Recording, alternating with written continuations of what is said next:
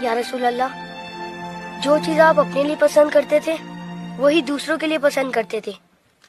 آپ نے تو یہ غلام کو اپنا مؤذن بنا لیا.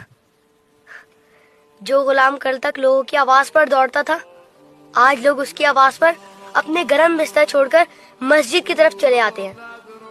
آپ نیچے بیٹھے ہوتے اور حضرت بلال حبشی اوپر کھڑے اذان دے رہے ہوتے. ایسے کریم مولا کو بھی طائف والوں نے پتھر مارے. آپ کے سر سے نکلنے والا خون آپ کے پاؤں تک پہنچ گیا.